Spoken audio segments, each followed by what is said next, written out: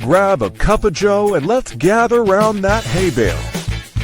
With your hosts, Ann from Andale Homestead, Casey from Ormsby Farms, Monica from Bland's Promised Land Ranch, and Sandy from Suburban Homesteader, Wyoming, Arizona.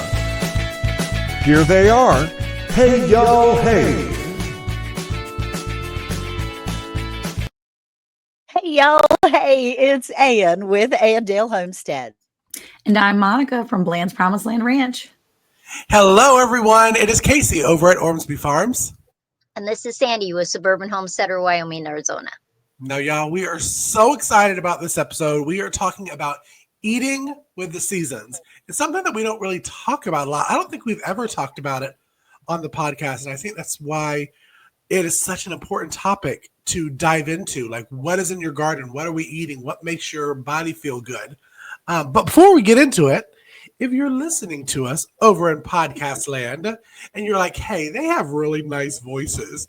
Wait, we get really nice faces too. And you can come over to YouTube and see us and just click on that QR code or our Linktree link in all of our bios, show notes, and then press on YouTube. And you can come see our faces because sometimes, like today, we have little show and tell stuff where you actually get to see what we're talking about, see books that we're talking about or how we do it or all of that good kind of stuff. And remember to go ahead and subscribe to our YouTube channel because we have a Tuesday night live radio show where we re-talk about what we talked about on tonight's episode. So, eating with the season, Sandy, talk to us because we're doing this as a two-part series and we're talking about spring, early summer right now. What should people be thinking when they're thinking eating with the season, early spring? Well, I think that we have to really, if you can really naturally vary your diet, I think it makes you healthier. So there are things that maybe you're in the South, and things are already starting to come up. You've already got some things in your gardens. Like for me, early spring, I have rhubarb coming up. I have my asparagus coming up. I have chives and garlic chives and lots of herbs that have pushed through the soil. So eating with the seasons is really seeing what you have locally and maybe at a farmer's market if you're not a gardener, but it's what you have right there that's completely fresh. It's at that peak and you're going to get the most nutrition, the most vitamins, the most minerals. It's just a perfect time to pick those vegetables and fruits. So Ann, you are in the South. Yes. You have things coming up in your garden area and in your yard. I do. I do. I do. Yes, I do. Actually, I really do. But I was trying to think of eating in the seasons and what is out in my garden currently, because this past year we didn't do a winter garden. We just took a break and gave the soil a minute. And so what I have out there now are onion tops from planting the roots of onions. So I have onion greens, I should say. I have Swiss chard and celery. I have a little bit of parsley, and there are some herbs that are breaking up and saying hello. And then our chickens, of course, are going nuts with the eggs, which is wonderful. But when I was thinking about this subject, as far as eating with the seasons, I had spoken earlier with you guys about it. There's fruits and vegetables like right now in April, you're not going to get a tomato from somewhere, even a farmer's market that Right. is grown in our county, because this county is not going to have those big red fresh tomatoes. But in the middle of the summer, you go out there and you can pull them right off the vine, slice them open, carry a little salt in your back pocket and snack. And that's when it's the most nutritious, right? Is Right. when we can eat it at the time. And so if I were to have a watermelon right now, it ain't gonna taste like a watermelon that's grown in Chowan County. And that's something that we're encouraging you to be aware of. Sometimes we're not even aware of this stuff, just to be aware of eating with the seasons. So, Casey, Mhm. We talked about that too. And you're in Georgia. I'm in North Carolina, and you don't even really start your garden yet. I don't. And I think it's good that you said about like if you think you saw a watermelon at the farmer's market, it's a cheater pumpkin eater watermelon right now. I think a lot of Americans were programmed to be like, oh, I can go to Publix, or I can go to Kroger, or I can go to Piggly Wiggly and grab it. When I think of eating with the seasons, I have to think, okay, back in the 1800s, Mhm. I was homesteading then. Would I be eating this watermelon right now, or having this apple? I mean, if you preserved the apples, yes. Because I don't put my garden in until the beginning of May. Most people in the South say after Easter. You put it in after Easter is the best time to put it in. I'm a little chicken, and I put it in May because I want to make sure there's no more frost at all. Yeah. And in April, which is when we're shooting this, I don't really know when it comes out, but we're shooting in April. I'm still going off of canned stuff that I've preserved from late summer, early fall. You're That's still right. kind of working through what you've preserved then. And then right when May hits, that's when you're getting like the cucumbers and the zucchini and the summer squashes that are starting. Maybe if you're, ahead of the game, you may be getting a couple of cherry tomatoes here and there. I'm never ahead of the game. It's usually like July for my tomatoes. But lettuce right now is a big thing. Now, Mhm. I will say I'm a cheater pumpkin eater. I hydroponic my lettuce. That's So great. I love having lettuce year round. But if we're talking eating with the seasons, it really is the cooler parts of the month. Lettuce doesn't really like June and July in Texas, North Carolina, Georgia, and probably not even Arizona either. They don't really like those temperatures. So right. since we're saying eating with the seasons, right now is a good time to get some really pretty fresh lettuce from the garden because they like these cool 60s, early 70s. I'm pushing it with early 70s, but 60s, early 70s. What about you, Monica? And Texas is kind of like goes from 30 degrees to 110 overnight. So what's in your garden right now that you're eating off of? Nothing, because I didn't plant anything last year. But no, I have all my like Facebook memories and all the things coming up from last year, and I'm getting reminded of all the things that I would normally have coming up right now. And I was making a list because just in the last week or so, I have pictures of my kids going to my garden from my winter garden, if you will. And I had already have, like, by now, I would normally have heads of cabbage. I would have broccoli out Right. there. I would have Right. celery out there. Usually any kind of kale or collards, they'd be up and we'd be pulling from them. Last year, last year, I have a short video that I took of me and my 8-year-old, who was only 7 at the time. He's so sweet. And we were out there working, and he's got his, like, we would just take the colander, right? I mean, we're like, well, that's how easy we are. We're like, get the colander, baby. We're just going to put it right in the colander. We each had a colander, and we were filling it up with lettuce leaves because I wanted to take lettuce in, and he was grabbing broccoli leaves and cabbage leaves. So we'll take Right. some of the cabbage and the broccoli and mix it in with our salad because we had a lot of loose leaf salad, and the loose leaf is real soft. And I like a crunchy salad. So we would take the broccoli leaves, we would take the cabbage leaves, any of those leaves, and we would mix it in with our salad. And so we were Awesome. making a big salad. And so that's what we do here. As soon as we have any of those greens, any of the collards, any of them cole crops that are coming in, now is the time for us, is when we would be collecting that stuff up. I never would have thought of broccoli greens. That is such a good idea. I mean, I shred it to put it in egg rolls, but It is a crunch, and it's wonderful. So we just make ourselves chopped salads, and we will eat. I mean, this time of year normally, and I know Eric is missing it terribly because this time of year normally, even if I don't have a big garden out there, we have at least 3 or 4 rows of greens and just different types of cole crops. And last year, my broccoli was looking a little raggedy, but we had it because I planted it too late last year. But I did have the leaves. So we greens. get off the leaves, and we had all the greens. But There you go. yeah, normally we're eating salad 3 days a week this time of year. I mean, because we can take all those big green leaves and get them in there and get all that stuff, because other times we don't really have it. Now this year I'm trying to schedule so that we'll have it a early crop, hopefully, and then we'll have this time of year next year so that I can have 2 different crops, because in Texas, I believe we can do that. And Yeah, so, Right. we can here. but yeah, normally we're eating a ton of salad this time of year with any of those grains we can pull, because why not? And for us, we process beef twice a year. Typically, we process in the late fall, early winter, because they've just come off of all that nice grass.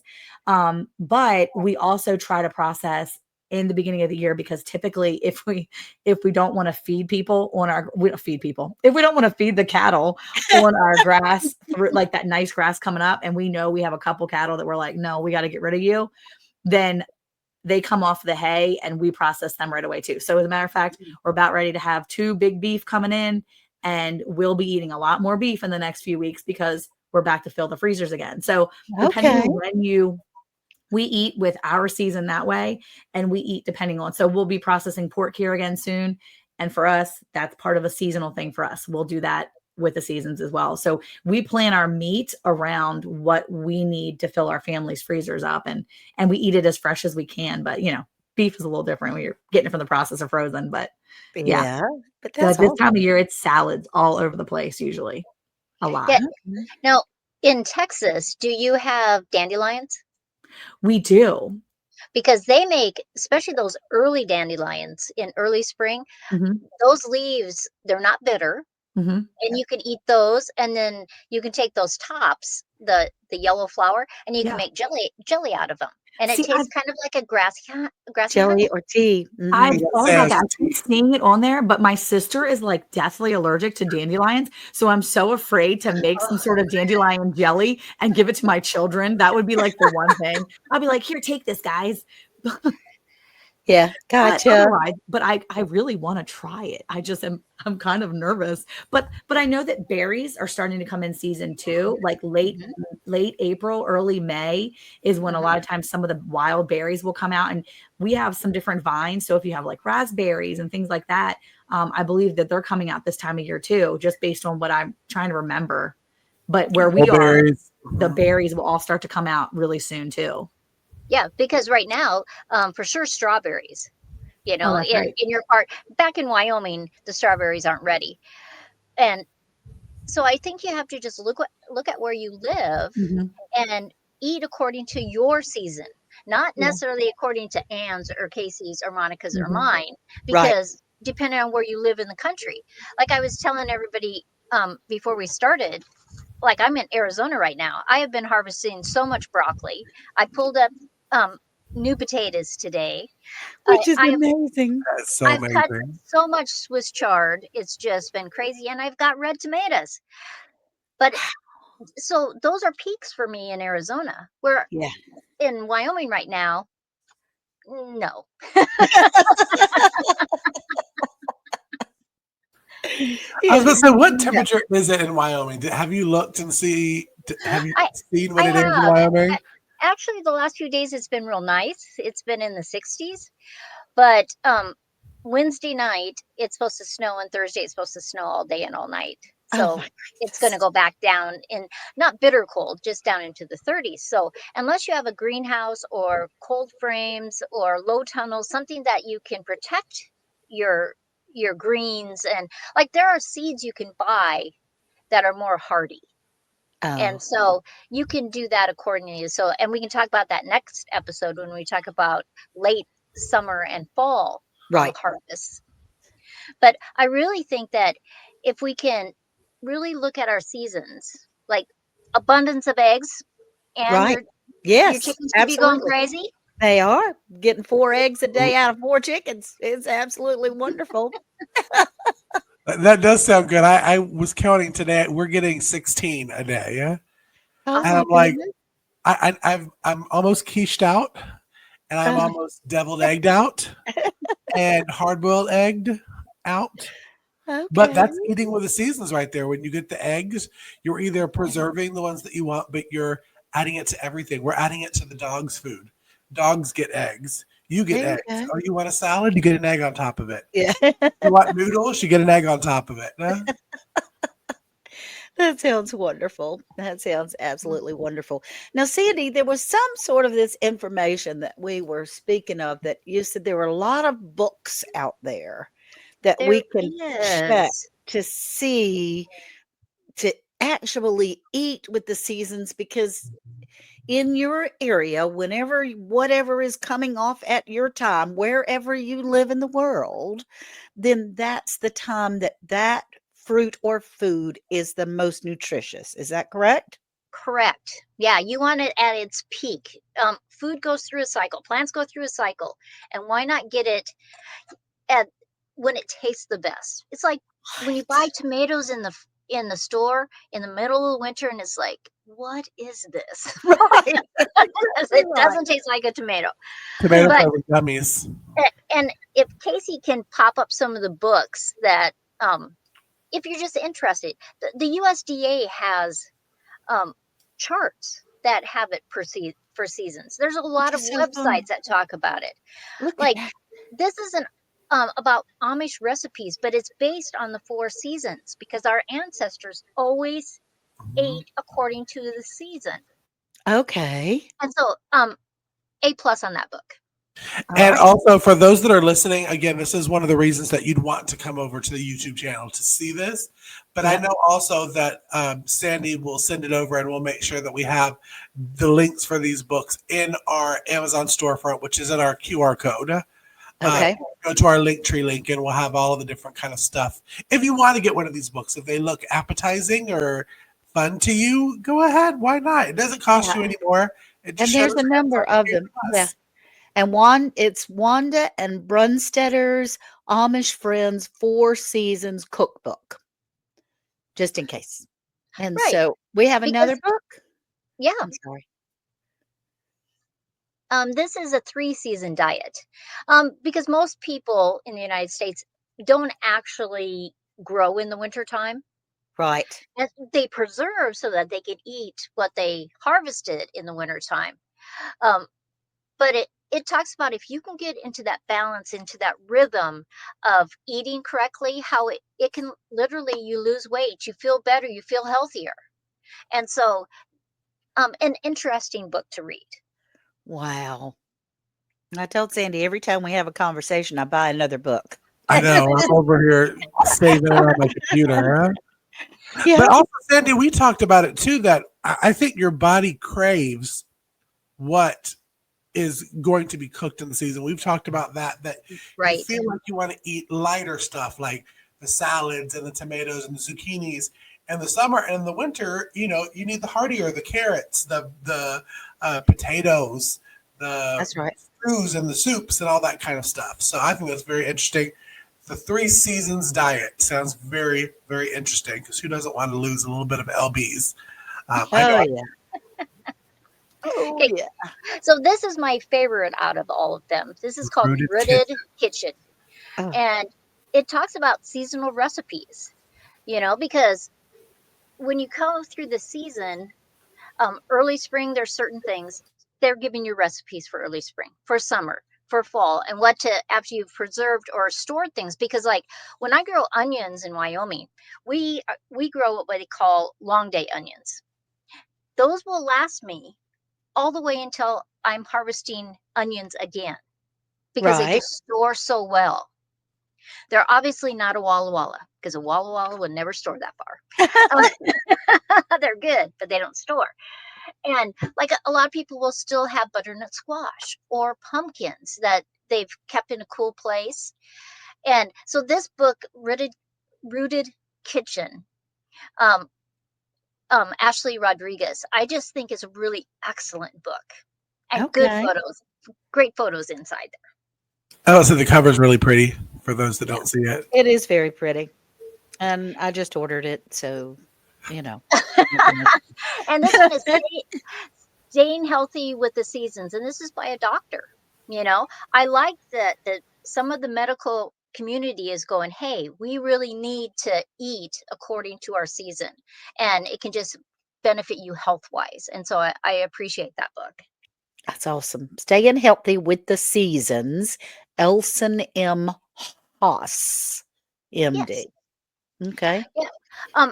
I remember reading an article, and it had to be from, I don't know, 2010, 2012. It was in Mother Earth News, and it was by Joel, the chicken guy, Joel Joel Joel. Salatin. Thank you. Joel Salatin. The S name. It's the And Salatin, yeah. he was talking about chefs buying his eggs, you know, and how in the springtime they're just so orange. You know, they are Right. just amazing eggs all the way into, you know, before it gets real hot in the summertime.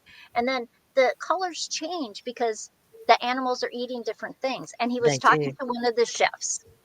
And in this article, he talked about this chef had got trained in Switzerland, which I really appreciated the article. And he said that they taught them there were April egg recipes, there are August egg recipes, and there Oh. are December egg recipes, knowing that there are changes in the season, even with the animals. Oh And I my thought, goodness. that is amazing to me. It is. I mean, you know, most of the time you can see our faces. Well, if you go to YouTube to watch us, you can see our faces where when we are learning something new from each other, we're kind of going, wow, just, you know, your brain Mine's explodes. exploding. But Yeah, and that's why those books are good, you know, or you can find, there are blogs all over the place that talk about eating with the season, right. and they'll give you some recipes. Take advantage of, if your Swiss chard is spring Swiss chard versus Mhm. fall Swiss chard, what can you do differently? Right. Yeah. And different recipes. Because, you know, it never occurred to me really. I mean, yes, quiches would be to me personally, warmer, I mean, colder times where you're eating comfort food and things like that. And deviled eggs are supposed to be during the summer, July 4th picnic. But, you know, other than that, I just figured an egg is an egg is an egg. And you just make it with whatever kind of recipes. But to change the recipe for the flavor of the egg Yes. is amazing to me. That's great. Yeah. Well, I remember doing one time, I made an eggnog recipe in the summer, and it tasted completely different using, as Sandy called it, the April eggs compared to the fall December eggs.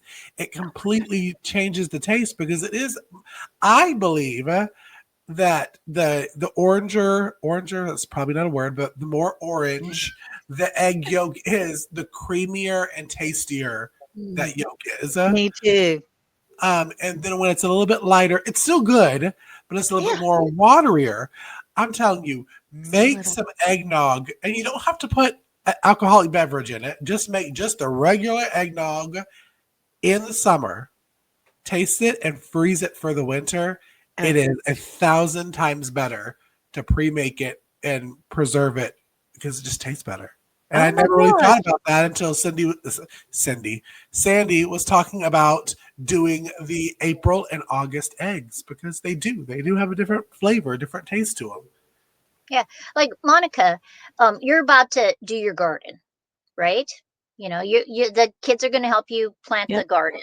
Mhm. When we're thinking about eating with the seasons, you know, there's nothing wrong. Do you plant extra carrots in a row and then thin it out, and you use those little tiny carrots for things, or extra radishes or lettuces that are too thick, but as you thin them out, do you guys do stuff like that? I mean, yeah, we have. If we're thinning stuff, we'll use them for different things, whether it be recipes or we just give to the animals. But I always grow extra because around here I feel like extra is always used. Because somebody will always eat it, whether it's the kids or the pigs or the chickens or the ducks or the turkeys, someone will always eat it. There's always someone that's willing to try something new, or at least we'll give it to the animals. But yeah, I mean, I have not successfully grown carrots yet. I've tried, but like, you know, anything that's extra like that. Yeah. If we have the lettuces or whatever, if I'm thinning, which I've been trying a new method the last 2 seasons I tried where they were more compact. The guy from MI Gardener was like, put them really close. And I'm like, I'm doing that.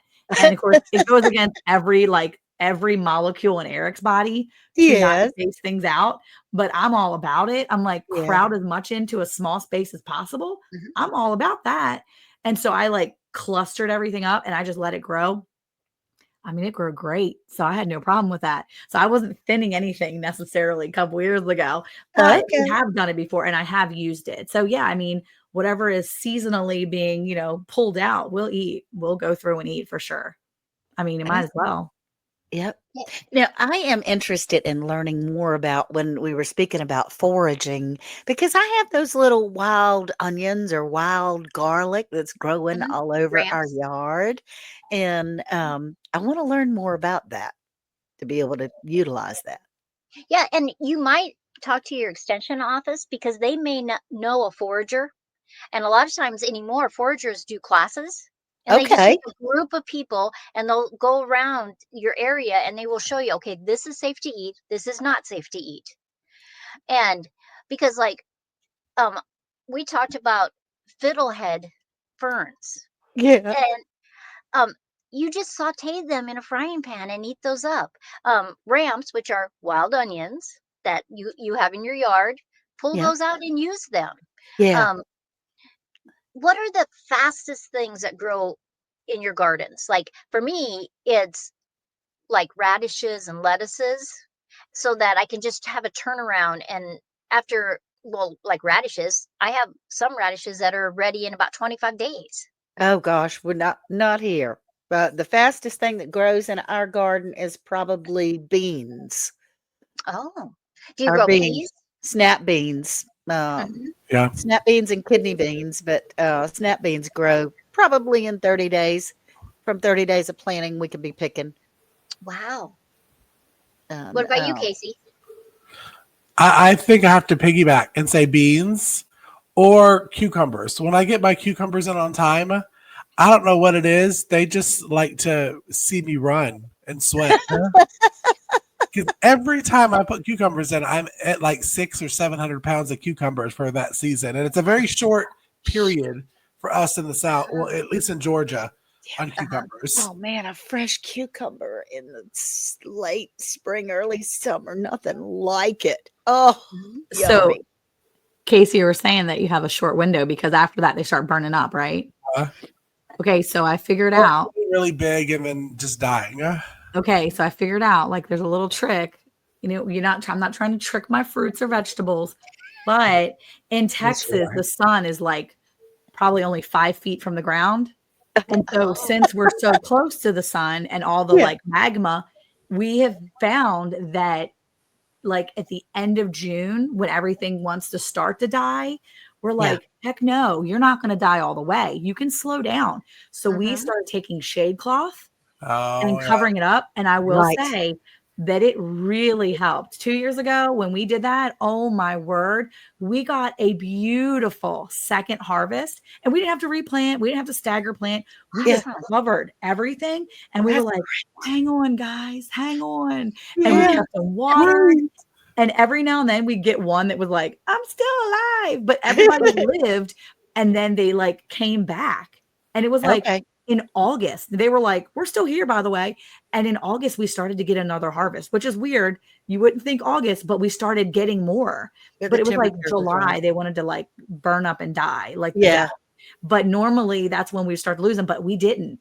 Shade cloth. It is, oh my word, if you live in the South, shade cloth needs to be your best friend. Invest Yeah. in shade cloth. I'm telling you, it is Mhm. so worth it because normally everything would shrivel up, get hard and Yeah. die. And just, I'd be like, forget it. I give up. I quit.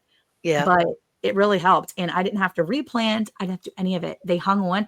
And then even into like September, like October, I'm pulling Mhm. out peppers and tomatoes and Yeah. the Yeah. cucumbers were maybe there. Some of them are a little bitter, but it's Yeah. fine. We give it to the pigs or whatever. But I'm telling you, it is amazing. Shade cloth can save your garden, especially if you're in the South and you're under that, sun. Yeah. Yeah. And really if you plan, like if you know that your raspberries and blackberries and currants and gooseberries and all those things are going to be ready um June, July, Mhm.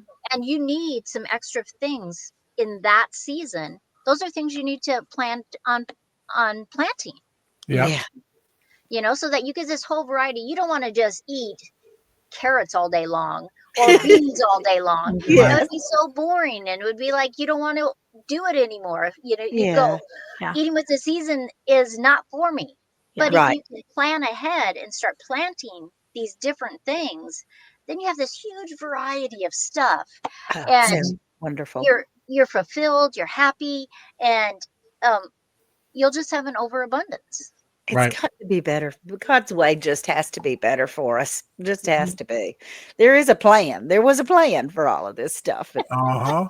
Well, there is a website too, and I put it up on there for Casey to see just in case. But if you go to this website, it's called seasonalfoodguide.org. And if you go to that website and you look it up, I just Googled how to know what fruit or vegetable is in my, in season at the one time, and it came up. You can literally put in what state you're in, and you can put on any produce, and you can put in the time of year. So end of April, for instance, and it'll tell you everything that could be in season that time of year. So now I'm like, oh my gosh, my mind is being blown, because now I'm thinking, well, I want to find out what's going to be in season in Texas where I live in, November. July. What Yeah, can I November. plant Right. Yeah. so that it'll be ready in November? So if I can find fruits and vegetables, things that are going to be in season in November, then I'm going to space it out and maybe plant that in the summer or whenever. Right.